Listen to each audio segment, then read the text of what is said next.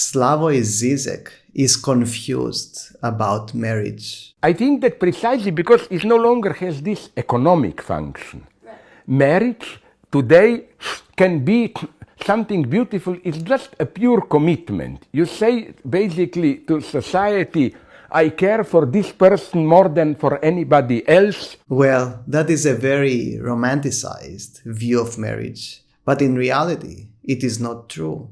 In reality, marriage does have legal and economic implications. Marriage is, in essence, a contract that has social and financial consequences. And on top of that, commitment does not guarantee fulfillment, nor does marriage guarantee commitment. That's why you see so many people are filing for divorce. In fact, in countries such as the UK and the United States, about half of the people who get married end up divorced. It's just, for me, it can survive marriage as a commitment to share a world with somebody. Yeah, but do you really need marriage to do that? You can still share a world with someone else without signing the contract of marriage. For me, okay, sex is beautiful, passionate nights, whatever. I love this. Let's listen to it again. Sex is beautiful, passionate nights, whatever. But as we all know, then when you awaken, there is a problem. And here, true love begins for me. It's not just we were all the night doing it, but when you have to build patiently small daily rituals, daily life, who will clean the toilet, who will do this, who will do that. All these wonderful small rituals. How do you prepare breakfast? We go there. And that's, for me, the true miracle of marriage. This commitment of two. Well, I agree in a sense that true love tends to begin after the first passionate days. One has fallen in love with someone. However, to reduce love to daily rituals is a very narrow view of love. Love is way beyond those rituals. And it is way beyond routines and obligations. You can have, all those rituals, and they are important in a relationship. But if you don't have the emotional and intellectual and even spiritual, if you will, connection with someone else, those rituals and routines and obligations just turn into a monotonous, boring, everyday life.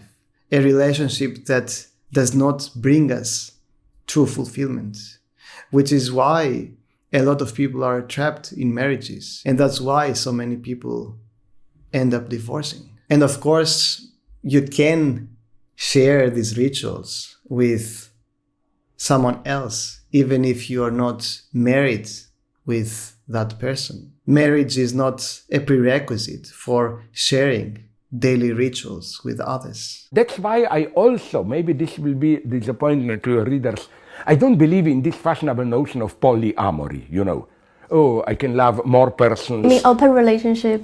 I'm not a moralist. I don't care if people do it. For me, there is still something absolutely exclusive about loving just one person. Well, polyamory is not just a fashionable notion. People have been engaging in polyamory since forever.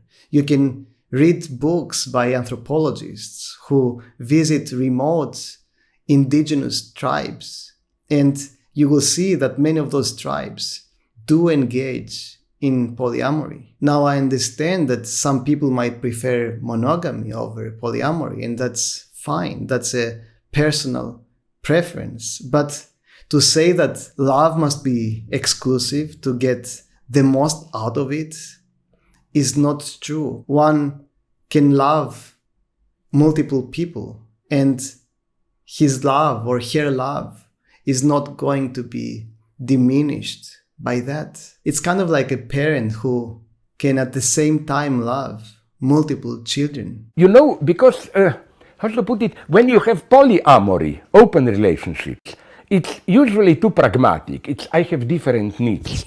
Let's say for intelligent talks or whatever, I need you. For intense sex, I need you. For fun, I need you. That's not love for me. Well, I can partly see what he's saying here. A lot of people see their partners as objects that they can exploit.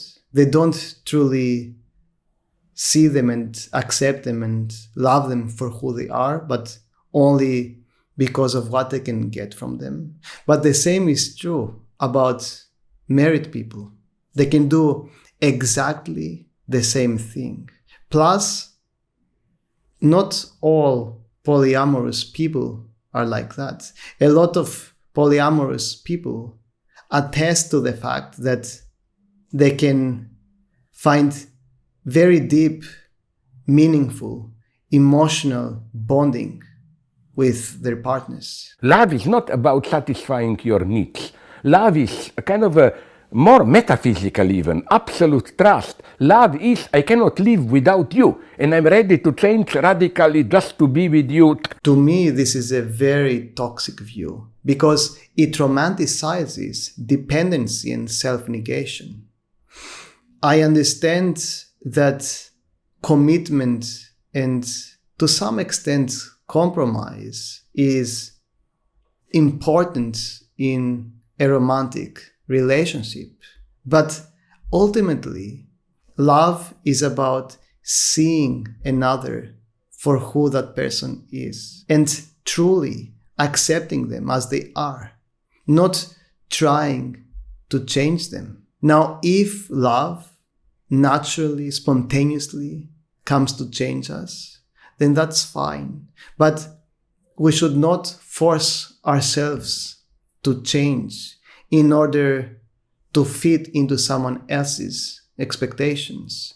That can be very toxic to our psyche, but also to our relationships. And to say that love is, I cannot live without you, can also be immensely harmful to oneself because it suggests that we can never stand on our own feet and find inner fulfillment and contentment, and that our happiness is always dependent on someone else. In this sense, I would say, I don't know what will happen, just let's not get rid of marriage, because precisely today, in our crazy world of all this, you know, the ideology today is experiment with yourself. This is typical American ideology.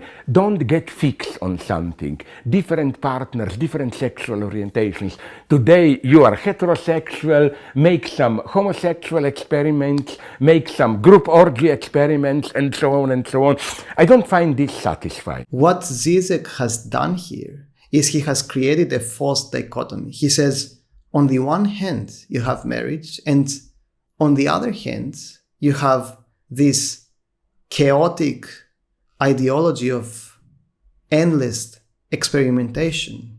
And he does not give you a third option. Can not one build strong, intimate, genuine, trusting love relationships with someone else without being married or without resorting to this endless experimentation that Žižek is talking about?